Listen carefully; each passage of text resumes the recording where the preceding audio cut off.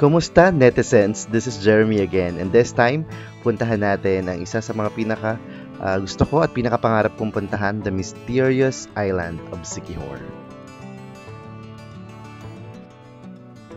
So magsisimula ang trip ko dito sa Cebu dahil nandito na ako sa Cebu nung naisipan kong puntahan ang isa din sa nasa bucket list ko na island dito sa Philippines, at ito po ang Siquijor.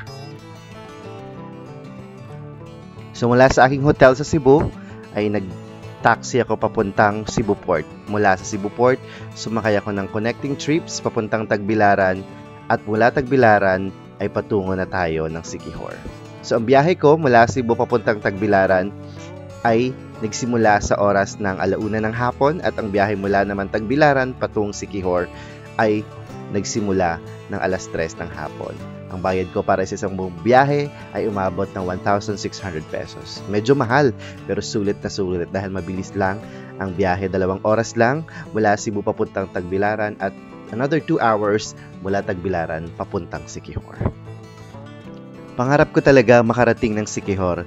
Kaya naman, nang makarating ako sa Siquijor, sa port pa lang sobrang napabilib na ako at kakaiba na yung pakiramdam ko. Kaya agad akong sumakay ng tricycle papunta sa isang sikat na lodging house, ang Tagbalayon Lodging House. Pero bago yan, nag-take muna ako ng picture.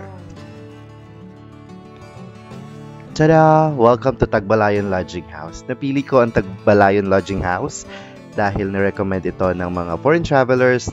Nakasabay ko mula Cebu hanggang Siquijor, at sobrang convinced naman ako na napakaganda ng lugar na ito at napaka-convenient dahil bukod sa cheaper and very affordable ang kanilang room rates, ay meron din silang in-house restaurant para wala ka ng problema sa mga meals, and they can also arrange your transportation and even tours. Sulit, diba? Siya nga pala, gabi na ako nakarating, mga 6 o'clock na yata ako nakarating ng Siquijor Port. So, medyo nakaramdam ako ng konting mysterious sa lugar habang nagbabiyahe kami sa tricycle papunta sa Tagbalayon Lodging House, considering that it's actually my first time din dito sa Siquijor.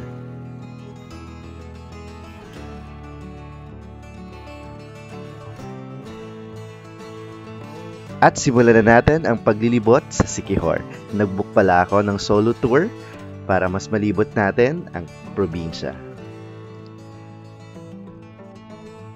So ito na nga, pagkatapos ng isang chill na gabi sa Tagbalayon Lodging House, handa na tayong pasukin ang makaganapan dito sa mysterious island of Siquijor.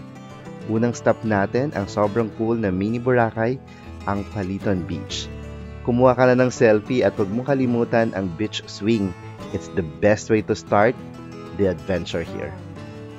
Perfect mag-chill at mag-enjoy dito dahil meron din dito mga food stalls at snack house sa loob ng Paliton Beach.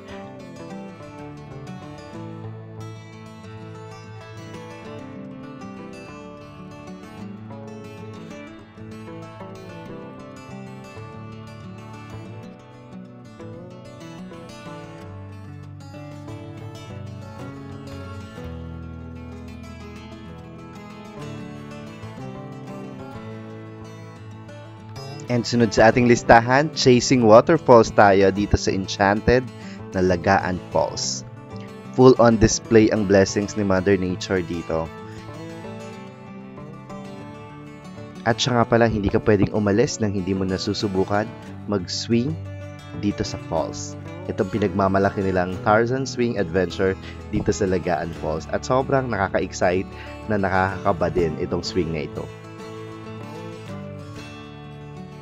Dito sa travel ko sa Siquijor, mas na-realize ko na napakaganda at napakayaman ng Pilipinas sa natural wonders. In fact, halos karamihan sa mga kasama ko ay mga foreign travelers, and they are really interested to visit Philippines dahil sa ating napakagandang mga lugar katulad nitong Siquijor.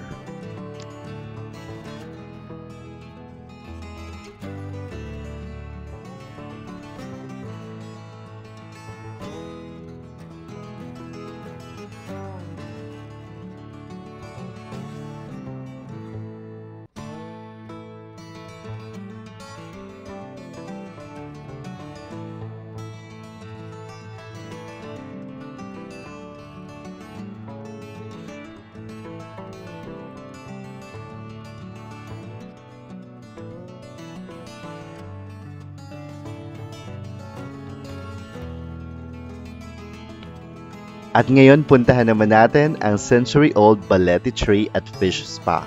May kakaibang vibes ang puno na ito at katabi pa nito ay ang mga tindahan kung saan maaari ka rin bumili ng souvenir mula sa iyong trip.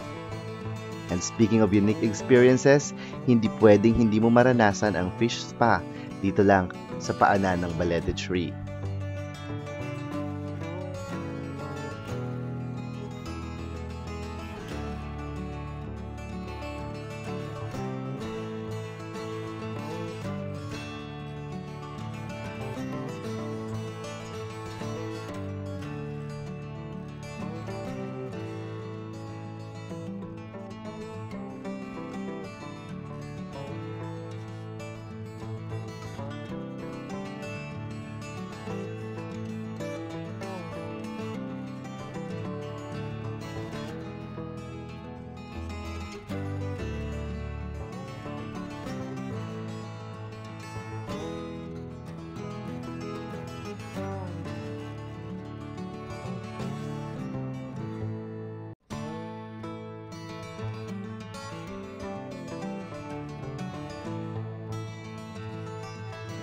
So baka kinakabahan ka sa mga kwento tungkol sa sorcery at kababalaghan dito sa Siquijor. Pero hayaan mo na, ang mga tao dito ay sobrang friendly. At paano ka mag-iisip ng kakaiba kung makikita mo ang San Isidro Labrador Parish Church, isang matanda at napakagandang simbahan dito sa Siquijor.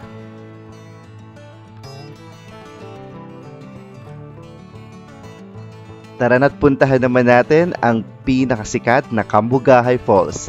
Isa ito sa top destination dito para sa mga local at foreign travelers. Pure enchantment ang vibes dito at alam mo ba, hindi mo kailangang maglabas ng malaking pera para ma-enjoy ang falls na ito dito sa Siquijor. Dito sa falls, nagkaroon ako ng tahimik na hapon na nagbigay sa akin ng peaceful na pag-iisip and realization kung paano nabago ang aking mga pangarap over the period of time. It's a perfect spot for introspection and finding peace in the midst of nature's beauty.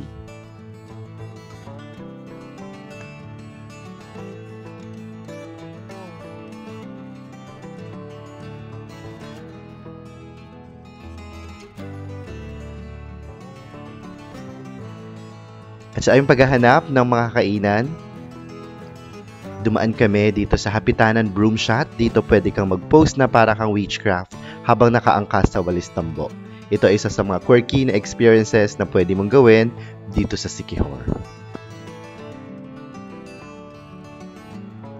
Kung sakaling pagod ka na sa pag-iikot, diretso tayo dito sa Salagdoong Beach para sa tunay na beach vibe. Dito, nagkaroon ako ng peaceful na afternoon habang natutunan kong balikan yung mga nangyari sa buhay ko, and also kailangan din nating isipin na napakaikli lang ng buhay at kailangan natin puntahan ang mga magagandang lugar katulad nito.